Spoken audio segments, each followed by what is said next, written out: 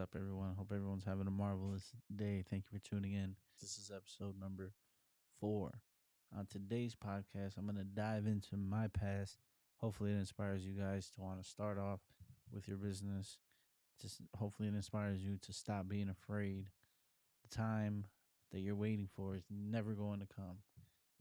If you're waiting for that time to come, if you're waiting for the support from family, from your significant other, from whoever, that time is never gonna come. You're gonna be waiting forever. You're gonna be waiting until it's too late. So, I started my podcast so I could capture and bring to light everyone's story, everyone's struggle stories, and people that know me are always like, "Yo, how come you haven't told your stories? You tell some crazy stories."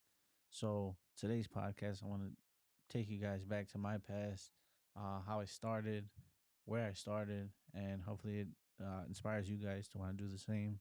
Nothing's easy in life. Nothing is easy. If everything was easy, we'd all do it. Thank you again to our sponsors, firstcallmoving.com. Check them out, firstcallmoving.com. They are a licensed and insured moving company based out of Hammond, Indiana. They service the Northwest Indiana area, the Chicagoland area, Chicagoland suburbs. They also do out of state moves. So check them out on Facebook, facebook.com/firstcallmoving.com. Check them out on Instagram, firstcallmoving. Also, if you want to stay up to date with all our podcasts that are on video, you can check them out at our YouTube channel, which is Crosscut Entertainment. The handle for that is at Life in the Shy 773. Let's get right into it. One thing I tell everyone uh, that we have to do, that we must do in order to grow, in my opinion, is to kind of go back to when we were kids and start asking why. Now, for those of you that have kids, that are around kids, know that why is a kid's favorite question. It's like a rabbit hole of a question. So important that we start asking why, because we need to constantly ask questions and learn new things. Let's get into it. So I'm going to take everyone back to the summer of 2010. It was a summer break from my freshman year. So freshman year was 2009, Monmouth College. This was 2010, this summer. I'm on break. I'm working with my dad as a handyman. Honestly, I never needed to get a job anywhere. My dad had enough work for us, for me to work, and it was honestly fulfilling. So I remember they also never let me have a car. I could drive theirs, but I never had the money to get my own. That summer, 2010, the first year after college, I remember working my ass off to buy this car. And when my mom went to Mexico, it was 3 in the morning. My pops was sleeping. I went to Hobart, Indiana, by myself with my homie Beto and bought this 1994 Honda Civic Coupe. And I also didn't know how to drive stick shift, so that was fun leaving there. I got pulled over on I-80. He gave me a warning. The sheriff gave me a warning because honestly, I didn't know how to drive. And all I knew was just to hurry up and get it in the fifth gear and get it going. So I hurried up. I was doing 80 in this Honda Civic down I-80 in fifth gear, just flooring it. And this cop pulled me over. I didn't have plates. I was like, yo, I just bought it. Going home. And obviously, he scolded me, told me there's a proper ways to do this, that, and the third. Just ended up giving me a warning. That was about midsummer. Um, August came, time to go back to school. I remember my older sister came. We had her Nissan Xterra packed to the top with all my stuff. We had my Honda Civic packed with stuff. We were sitting on Houston, right in front of my house, ready to go. I remember she pulled up next to me. I went to lower my window to tell her something, and all I remember was the window falling off track, and all I heard was a thud. It didn't break, it just fell like to the bottom of the door. And honestly, the whole time, like before it even hit the ground, before it even hit the door and fell off the track, I was just thinking like, what am I gonna do? How am I gonna fix this on campus? Like I gotta go. It was just a nightmare. And just something came over me, something hit me, and I decided not to go back to college that day. So I remember telling my sister, and it was like she seen a ghost. She was like she couldn't believe it. So I'm sitting there, not knowing what to do. I remember having to walk about 20 feet to tell my folks that I wasn't going back to school, and it was like the longest walk. I remember telling my mom I wasn't going, and she was like angry, yelling at me and whatnot. But I just knew, that I couldn't go back with that. There was some problems with tuition and shit like that too. My freshman year, it was damn near a full ride because my FAFSA, financial aid, I didn't have to pay anything. The second year, I had to pay about $4,500, and I didn't want to get a loan because I didn't want to take out. Like, I was getting all this, like, you would hear all this talk about people getting loans, not being able to pay them back. So I didn't want to get a loan at all. Going to college, I was like, I'm gonna figure out a way to get scholarships, grants, not have to pay anything. I remember I couldn't ask my folks to help me out because they obviously couldn't. So I didn't just do nothing. I enrolled into Harold Washington College downtown Chicago, where I continued my architecture courses for about a year, and also continued to work with my dad. There was this AutoZone that opened up down the street from me, and I remember putting my application in, but like I never got hired there. And as soon as I turned 21, they called me to go for an interview, and I went for this interview in Blue Island, Illinois. And as soon as I turned 21, they hired me, which was that year, 2011. So 2012 January, started working at AutoZone. It was my first job, um, and it was like the start of my working career. After that, I worked all these other little jobs, from like working for selling cable for Comcast, valet, working at Jiffy Lube. All these jobs in hindsight contributed to my career as a business owner, and has honestly helped me to become a better version of myself. From the skills to the people you meet, from the experiences, everything like that contributes. And like I said, you got to be a sponge and you got to soak all that up. Unfortunately, in 2011, we had a house fire. It left us homeless, forcing the six of us, my dad, my mom, my older brother, my sister, my younger sister, my younger brother, and myself, to live with my grandparents, who were unfortunately across the street from us our whole life. So we're blessed to have that. I remember State Farm came over. The adjuster came uh, to my grandma's house. We were at the kitchen table, and he pulled out a sketch pad and he started sketching the floor plan and trying to grasp like how it started and stuff like that. So shortly after that, we ended up moving, or my folks ended up getting a house in Lansing, Illinois. I was about a 2 hour bus and train ride from downtown Chicago, from Harold Washington, where I was going to school. So my folks had bought me a 2002 Jeep Liberty that I used to commute to school and back. I remember this one time I bought this drafting table for school. Using that Jeep Liberty was like one of the a cool experience. I wouldn't say it was the best day of my life, but it was a very fulfilling day. So I found this drafting table off on Craigslist in Crystal Lake, Illinois, which is like about a cool hour and 30 maybe from Lansing, Illinois. I remember I bought it because I didn't want to be pulling all nighters downtown Chicago, getting out of school at like five in the morning, leaving the lab. And honestly, I want to say it wasn't even open all night either.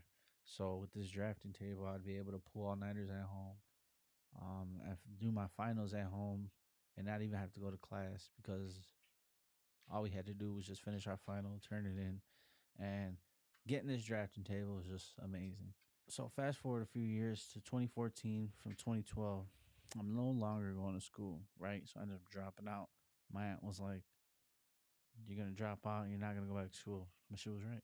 So fast forward to 2014 from 2012. I was no longer going to college. I ended up dropping out.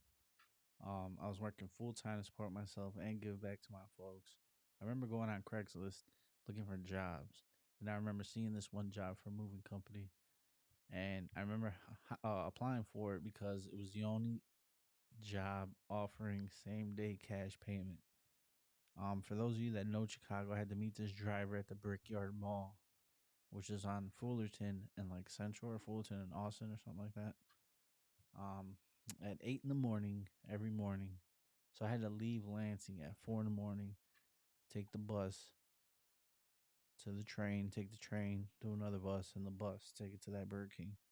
So for those of you that don't know Chicago, this was a about an hour commute in the car, beating traffic, or a 2 hour, 4 hour bus and train ride to this place. So every day for about 2 months, I would commute to this Austin neighborhood to work for this company. I didn't care because I was making $200 a day, and I was making tips. So I was coming home with all this fucking money. I didn't give a fuck how much slept I had. Like I didn't even drive yet, so I was able to sleep while on the way to every job, stuff like that. So I honestly didn't care. The guy I ended up working for ended up getting locked up. The six of us that worked for him were like, you know what, we could do this ourselves. So mentally, we had like a business plan. We knew like what to do and whatnot. But everyone was like scattered across the city, and slowly, but everyone dwindled away. And I guess I was the only one that stuck doing it with just that little business plan. We started advertising, seeking moving, hauling jobs. None of us had a truck, so we had to rent a U-Haul Penske budget truck every time. And like I said, slowly everyone dwindled away, uh, leaving me with the torch and the business plan. So between YouTube videos, and learning little by little every day, meeting drivers at truck stops, doing jobs for semi drivers, talking to them, asking questions, stuff like that. You learn stuff little by little.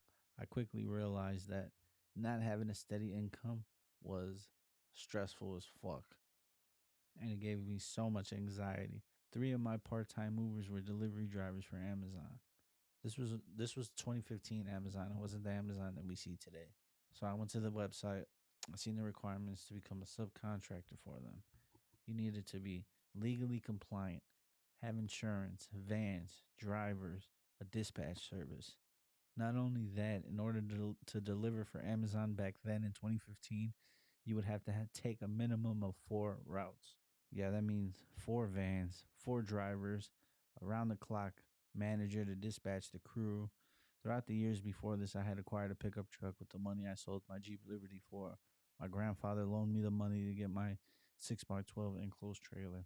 I had a project sport bike and another sport bike I would ride around with my ex. When I came across these requirements for Amazon, without hesitation, I started to post everything I had for sale. I sold everything I had to incorporate my company and start lining the ducks up to take on Amazon. Now, because I knew all this was because I knew myself and what I'm capable of, I knew this was what I wanted to do, and I wouldn't like this. This is what I wanted to do. Like this was the only avenue at that point in my life, that was an opportunity, and I just jumped right in and I took it. I sold everything without even thinking about it: trucks, trailers, bikes, all that. As I mentioned before, as I started this podcast, without mistakes, we don't have lessons. One thing I didn't do my homework on at all, to be honest with you, was insurance. This wasn't no $100 insurance policy you could sign up for overnight on your phone. I remember calling Progressive and getting a $12,000 down payment insurance policy for a like $1 million policy. This was to insure 4 vans, myself, and the business. This was the last duck needed to achieve the goal of acquiring these 4 routes with Amazon, and I dropped the ball. I sold everything I had, and I had only came up with about 5 grand. I remember calling family and friends and them giving me the cold shoulder. Honestly, like everybody, I was bummed out, discouraged, angry, let down, every synonym you could think of. This is what I wanted. I was going to be able to provide 4 people with jobs and work for Amazon, who at the time wasn't big, and get in on the ground level. So, a quick little story: the previous moving company I had to work for wasn't legally compliant. The dude was just taking jobs off Craigslist, sending us out, booking jobs. I remember one time we got pulled over by the ICC, which is the Illinois Commission Police. Um, and he asked us for, paperwork, and obviously, we didn't have nothing. We just had, truck registration, insurance, stuff like that. And we got $1,000 fine. He gave me $1,000 fine to give to my boss, for not being a legit company. So this experience scared me to want to advertise when we first started. After we started doing it ourselves, because I didn't want to get in trouble. I didn't want to get fined $1,000 at that time. It was like so much money to me.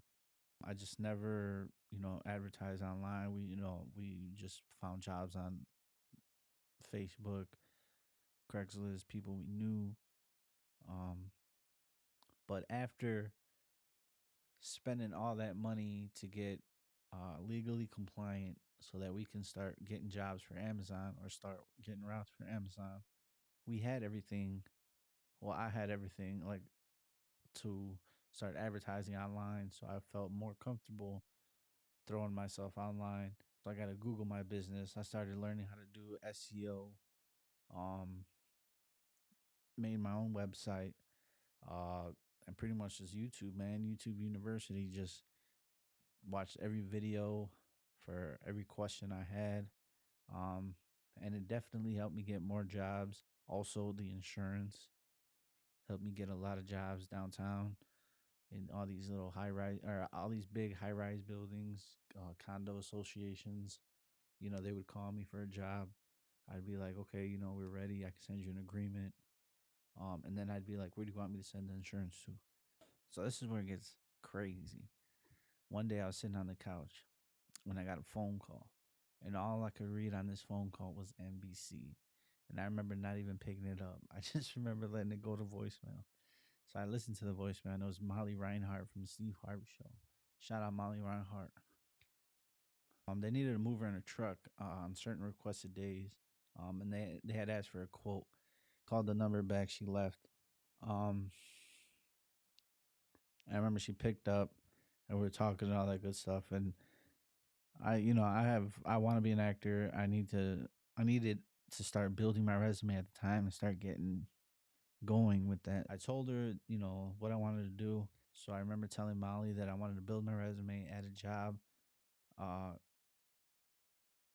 that would get my own set experience going. And I remember asking her if there was a job that they had that I could apply for, and then that I could put on my resume.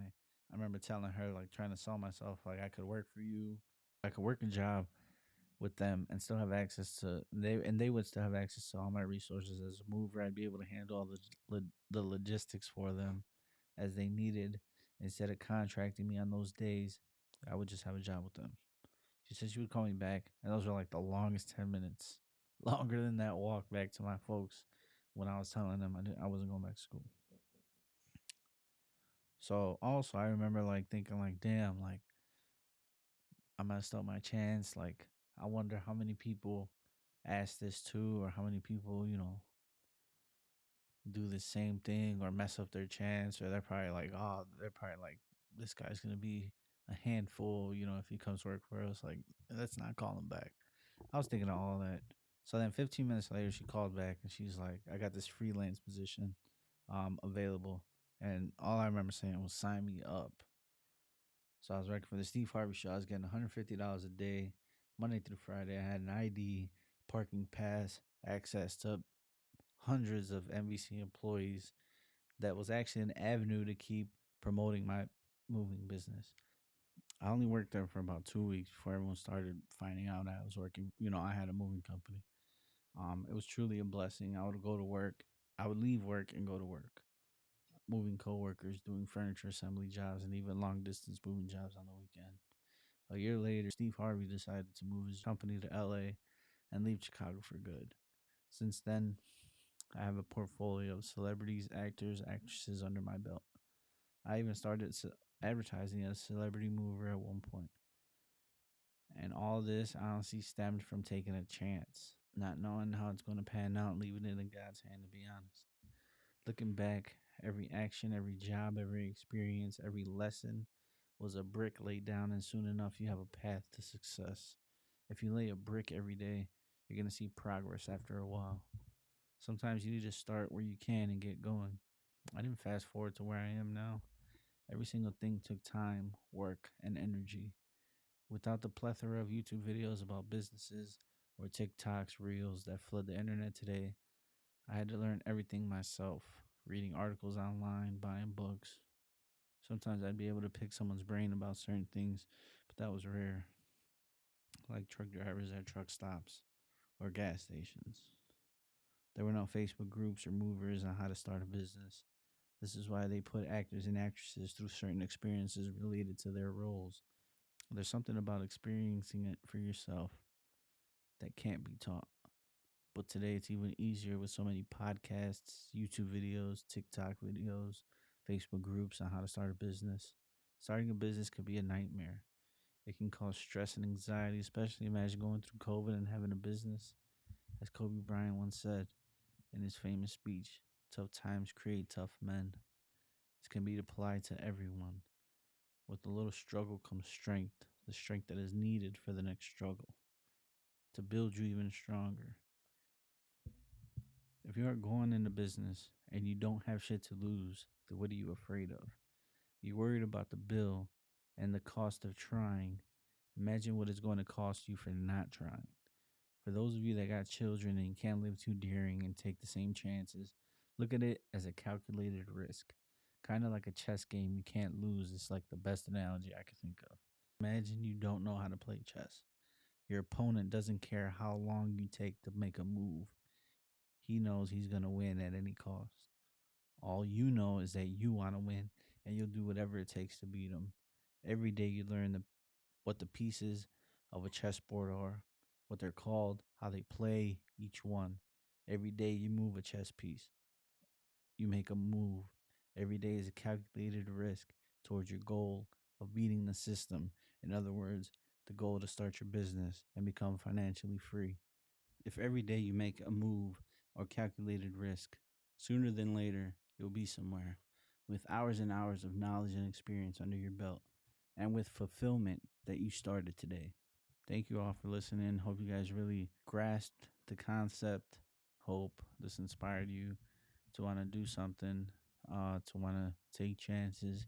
And this doesn't even have to be pertaining to business. It could be a new position at work, whether you play sports, whether you go to school. These tough times, all the tough battles are going to make you stronger, and they're meant to make you stronger. You need them. You have to go through them. This is honestly why I like David Goggins. David Goggins said to make pain your best friend. And that's honestly, if you make pain your best friend, these tough times, these hard times, they're going to be nothing. So, with that being said, thank you for tuning in to podcast number 4. If you want to catch up to all the other podcasts, visit us on YouTube, Crosscut Entertainment. The handle for that is at Life in the Shy 773. Follow me on Instagram, your BM on Chispa 2.0. Snapchat, your BM on Chispa. And we'll see you guys on the next episode. Thank you again.